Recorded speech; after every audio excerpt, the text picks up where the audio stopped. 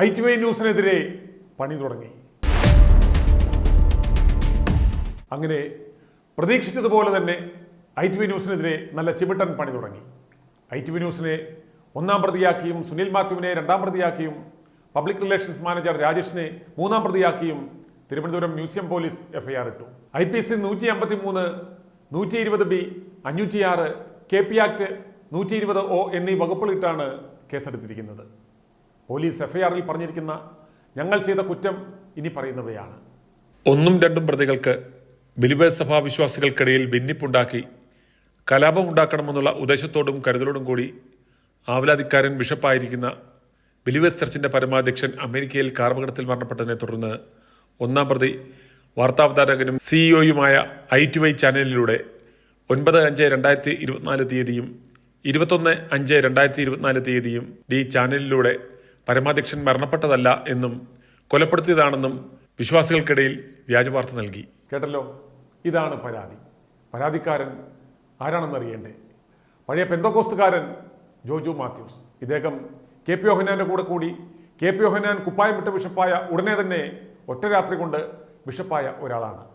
ഇദ്ദേഹത്തിൻ്റെ യോഗ്യത എന്ന് പറയുന്നത് അടൂർ മണക്കാല പെന്തോക്കോസ്തുകാരുടെ ബൈബിൾ കോളേജുണ്ട്, അവിടെ നിന്നും പഠിച്ച ഒരു സർട്ടിഫിക്കറ്റ് വെച്ചാണ് ഇദ്ദേഹം ബിഷപ്പായത്. ഇദ്ദേഹത്തെ ബിഷപ്പാക്കി കൊണ്ട് നിരണം സഹായമെത്രാൻ എന്ന പദവി കൊടുത്ത് തിരുവനന്തപുരം കവടിയാർ മൻമോഹൻ ബംഗ്ലാവിന് എതിർവശത്തുള്ള ഒരു കെട്ടിടം വാങ്ങി അത് ബിഷപ്പ് ഹൗസ് എന്ന ബോർഡും വെച്ച് ഇരുത്തി. പ്രധാന പരിപാടി KPക്ക് വേണ്ടി കേസുകൾ നടത്തുക, ലൈസനിങ് നടത്തുക, രാഷ്ട്രീയക്കാരെ കാണുക, ചെറുവള്ളി എസ്റ്റേറ്റുമായി ബന്ധപ്പെട്ട കാര്യങ്ങൾ ചെയ്യുക, എതിർക്കുന്നവരെ ഒതുക്കുക എന്നിവയൊക്കെയാണ്. ഇതിനൊക്കെയുള്ള മറയായിയാണ് പാസ്റ്റർ ജോജു മാത്യു ചുവന്ന നൈറ്റിയും ഇട്ട് മാത്യൂസ് മോർ സിൽവാനിയോസ് എന്ന പേര് സ്വീകരിക്കുകയും വേഷം മാറുകയും ചെയ്തത്. വിശ്വാസമായില്ലേ? ഇതാണ് പഴയ പാസ്റ്റർ ജോജു മാത്യു. എനിക്കെതിരെ ഇദ്ദേഹം പരാതി കൊടുത്തുവെങ്കിലും ഇദ്ദേഹത്തെ ഞാൻ ഇതുവരെ കണ്ടിട്ടില്ല. ഇദ്ദേഹം കഴിഞ്ഞ വർഷം എന്നെ ഫോണിൽ വിളിച്ച് ഒന്ന് കാണണമെന്നും പരസ്യമൊക്കെ തരുവാൻ തയ്യാറാണെന്നും പറഞ്ഞിട്ടുള്ള വ്യക്തിയാണ്. ഞാൻ ഇതുവരെ അദ്ദേഹത്തെ കണ്ടിട്ടില്ല, കാണാൻ പോയിട്ടില്ല. ബിഷപ്പ് KP യോഹന്നാൻ മരിച്ച സമയത്ത് അതുമായി രണ്ട് കാര്യങ്ങൾ അറിയുവാൻ വേണ്ടി ഞാൻ അദ്ദേഹത്തെ വിളിച്ചിട്ടുണ്ട്. അതെല്ലാം റെക്കോർഡഡാണ്. അത് പണത്തിനോ പരസ്യത്തിനോ വിലപേശലിനോ ഭീഷണിക്കോ ഒന്നുമായിരുന്നില്ല.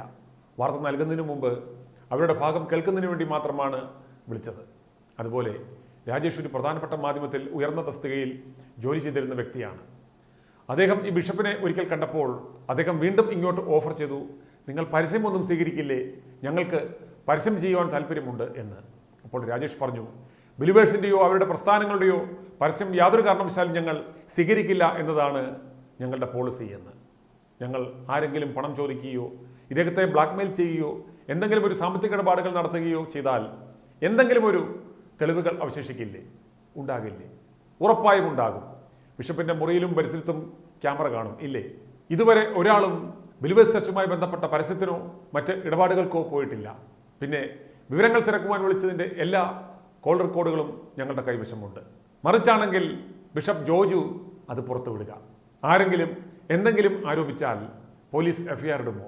ഞാനിപ്പോൾ ആരെങ്കിലും എന്നോട് പണം ആവശ്യപ്പെട്ടു എന്നൊരു പരാതി കൊടുത്താൽ പോലീസ് FIR ഇടുമോ? പ്രാഥമികമായെങ്കിലും ഒരു അന്വേഷണം നടത്തിയില്ലേ? എന്നിട്ടല്ലേ FIR ഇടൂ? എന്നാൽ ഈ വിഷയത്തിൽ അങ്ങനെ ഒരു അന്വേഷണം ഉണ്ടായില്ല. ഞങ്ങളുടെ ഭാഗം കേൾക്കാതെ യാതൊരു തെളിവുകളും ആരോപിക്കുന്ന പരാതിന്മേൽ ഇല്ലെന്നിരിക്കെയാണ് മേൽപ്പറഞ്ഞ വകുപ്പുകൾ ചുമത്തി കേസ് രജിസ്റ്റർ ചെയ്തിരിക്കുന്നത്. കഴിഞ്ഞ ഞായറാഴ്ച വൈകിട്ട് ഏകദേശം 6 മണിയോടെ 2 പോലീസ് ഉദ്യോഗസ്ഥർ എന്നെ അന്വേഷിച്ച് ഞങ്ങളുടെ ഓഫീസിൽ വന്നിരുന്നു. വന്ന വണ്ടി കോമ്പൗണ്ടിൽ കയറ്റാതെ സിവിൽ ഡ്രസ്സിലാണ് എത്തിയത്. എന്നിട്ട് SI എന്ന് പരിചയപ്പെടുത്തിയ ഉദ്യോഗസ്ഥൻ എന്നോട് ചോദിച്ചു, നിങ്ങൾ വാസ്തവവിരുദ്ധമായ വാർത്ത എന്തിനാണ് നൽകുന്നത്? അപ്രകാരം ഒരു പരാതി ബിഷപ്പ് നൽകിയിട്ടുണ്ടെന്നും അതിനെക്കുറിച്ച് അന്വേഷിക്കുവാൻ അടുത്ത ദിവസം ഹാജരാകണമെന്നും അദ്ദേഹം ആവശ്യപ്പെട്ടു. തെളിവുകളുടെ അടിസ്ഥാനത്തിലാണ് ഞങ്ങൾ വാർത്ത നൽകിയിരിക്കുന്നത്. അവർക്ക് എന്തെങ്കിലും പരാതി ഉണ്ടെങ്കിൽ ഒരു ഡിഫമേഷൻ ഫയൽ ചെയ്യുവാനും അതുപോലെ വാർത്ത നൽകിയതുമായി ബന്ധപ്പെട്ട് എന്ത് പോലീസ് ആക്റ്റാണ് നിലവിലുള്ളത്, മറ്റെന്തെങ്കിലും പരാതി ഉണ്ടെങ്കിൽ നോട്ടീസ് നൽകിയാൽ ഞാൻ പറയുന്ന സമയത്ത് എത്താമെന്നും അറിയിക്കുകയുണ്ടായി. പോലീസ് ഉദ്യോഗസ്ഥർ ഉടൻ തന്നെ മടങ്ങിപ്പോയി.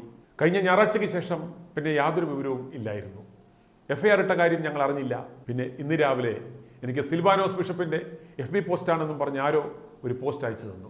ഇത് കണ്ട ഉടൻ തന്നെ ഞങ്ങൾക്കെതിരെ അപകീർത്തിപരമായ പോസ്റ്റിട്ട സിൽവാനോസിനെതിരെ ഞങ്ങൾ സൈബർ പോലീസിനും അതുപോലെ കോൺഗ്രസിൻ്റെ മുൻ കൗൺസിലറെ വിട്ടും ഗുണ്ടകളെ വിട്ടും ഞങ്ങളെ ഭീഷണിപ്പെടുത്തിയതിനും അസഭ്യവർഷം നടത്തിയതിനും മ്യൂസിയം പോലീസിന് ഞങ്ങൾ പരാതി നൽകുകയുണ്ടായി. മാത്രമല്ല ബിഷപ്പിനെതിരെ മാനനഷ്ടത്തിന് ഞങ്ങൾ ലീഗൽ നോട്ടീസും ഇന്ന് തന്നെ അയച്ചിട്ടുണ്ട്. ഇതിനുശേഷം മ്യൂസിയം പോലീസ് സ്റ്റേഷനിൽ ഞങ്ങൾ വിളിച്ചു ചോദിച്ചപ്പോഴാണ് ഇതുപോലെ FIR ഇട്ടിട്ടുണ്ട് എന്നറിയുന്നത്. അതിനുശേഷം വൈകിട്ട് ഞങ്ങൾക്ക് കൊണ്ട് നോട്ടീസ് നൽകുകയും ചെയ്തു. ബിഷപ്പ് KP യോഹന്നാൻ്റേത് വളരെ ആസൂത്രിതമായ കൊലപാതകമാണെന്നും അത് അദ്ദേഹത്തിൻ്റെ സ്വത്ത് തട്ടിയെടുക്കുവാൻ വർഷങ്ങൾ കൊണ്ട് നടത്തിയ ആസൂത്രണമാണെന്നും ഇക്കാര്യം അദ്ദേഹത്തിൻ്റെ ഭാര്യയ്ക്കും മകനും പോലും അറിയില്ലെന്നും കൃത്യമായ തെളിവുകളുടെ അടിസ്ഥാനത്തിലാണ് ഞങ്ങൾ വാർത്തകൾ നൽകിയത്. 2 വർഷം മുമ്പ് ഈ സാധ്യത ഞാൻ വാർത്തയായി നൽകിയിരുന്നു. അന്നോ അത് കഴിഞ്ഞോ ഈ 2 വർഷത്തിനിടയിൽ ഞങ്ങൾ എന്തെങ്കിലും ഒരു സാമ്പത്തിക ലക്ഷ്യമുണ്ടായിരുന്നുവെങ്കിൽ ഇവരെ ആരെയെങ്കിലും ബന്ധപ്പെടുകയില്ലായിരുന്നു. അന്ന് ഞങ്ങൾ നിന്ന അതേ നിലപാടിലാണ് ITV ന്യൂസ് ഇന്നും നിൽക്കുന്നത്, നാളെയും നിൽക്കുവാൻ പോകുന്നത്. ഞങ്ങൾ വെറും ഊഹാപോഹങ്ങൾ വാർത്തയായി നൽകുകയല്ല ചെയ്തത്. ആരും ഇതുവരെ ഒരു പരാതിയുമായി പോലും വരുവാൻ തയ്യാറാകാതിരുന്നപ്പോൾ, പേടിച്ചിരുന്നപ്പോൾ ITV ന്യൂസ് മാത്രമാണ് ഒരു പരാതിയുമായി മുന്നോട്ട് വന്നത്.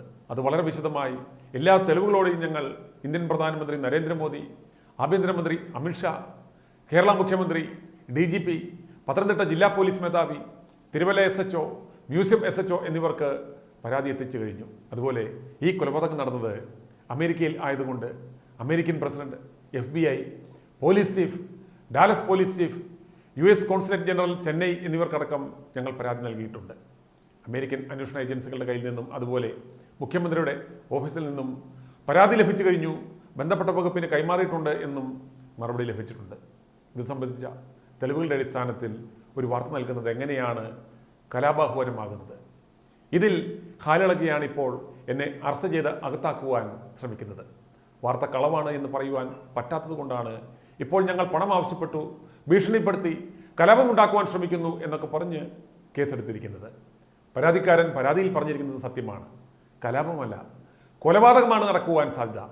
എന്തിനു വേണ്ടി? KPയുടെ സ്വത്തുക്കൾ തട്ടിപ്പറിക്കുവാൻ. ഒരു വ്യാജ പരാതിയുടെ അടിസ്ഥാനത്തിൽ FIR ഇട്ടുകൊടുത്തിരിക്കുന്നത് ഇവരെ സഹായിക്കുന്ന മാധ്യമങ്ങളെ സഹായിക്കുവാൻ വേണ്ടി മാത്രമാണ്. ഈ FIRൻ്റെ അടിസ്ഥാനത്തിൽ ഇവരുടെ പങ്കുപറ്റുന്ന മാധ്യമങ്ങൾ ഇനി വാർത്തകൾ നൽകും. അങ്ങനെ എന്നെ ഒരു ബ്ലാക്ക് മെയിലിംഗുകാരനായി ചിത്രീകരിച്ച് വിശ്വാസ്യത തകർക്കാം, അകത്താക്കാം. തുടർന്ന് വാർത്തകളൊന്നും വരില്ല. അതുകൊണ്ട് എന്നെ ജയിലിലാക്കുവാനോ കൊല്ലുവാനോ ആണ് ശ്രമിക്കുന്നത്. ഈ FIR കാണിച്ച് തുടർ വാർത്തകൾ നൽകുവാൻ അനുവദിക്കരുത് എന്ന് പറഞ്ഞ് കോടതിയിൽ നിന്നും ഇഞ്ചക്ഷൻ ഓർഡർ സമ്പാദിച്ച് യൂട്യൂബിനെ കൊണ്ട് വീഡിയോകൾ നീക്കം ചെയ്യുവാനുള്ള ശക്തമായ ശ്രമമാണ് ഈ നടക്കുന്നത് എന്ന് പ്രേക്ഷകർ മനസ്സിലാക്കണം. എങ്ങനെയാണ് സത്യം വിളിച്ചു പറയുന്ന ഒരാളെ ഇല്ലാതാക്കുന്നത്, നിശബ്ദനാക്കുന്നത് എന്നതിനുള്ള ഉത്തമ ഉദാഹരണമാണ് ഇത്.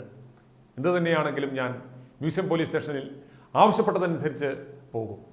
വെയിലബിൾ ഒഫൻസാണ് ഇട്ടിരിക്കുന്നത് എങ്കിലും ഇവരുടെ മേലുള്ള സമ്മർദ്ദം നിങ്ങൾക്ക് ഊഹിക്കാൻ പറ്റും. നൽകിയ വാർത്തയുമായി ബന്ധപ്പെട്ട എല്ലാ തെളിവുകളും ഞങ്ങളുടെ കൈവശമുണ്ട്. നാളിതുവരെ പണത്തിനോ പരസ്യത്തിനായോ ഞങ്ങൾ ഇവരെ സമീപിച്ചിട്ടില്ല. പിന്നെ സത്യം വിളിച്ചു പറഞ്ഞാൽ അത് കലാപമാകുന്നു. ഇവർ ചേർന്ന് പിടിച്ച് അകത്തിട്ടില്ലെങ്കിൽ, കൊന്നുകളഞ്ഞില്ലെങ്കിൽ സത്യം പറയുവാൻ എൻ്റെ നാവ് വീണ്ടും ശബ്ദിച്ചുകൊണ്ടേയിരിക്കും. i2i News, an eye for truth. i2i News subscribe ചെയ്തിട്ടില്ലാത്തവർ ഇപ്പോൾ തന്നെ സബ്സ്ക്രൈബ് ചെയ്യുക.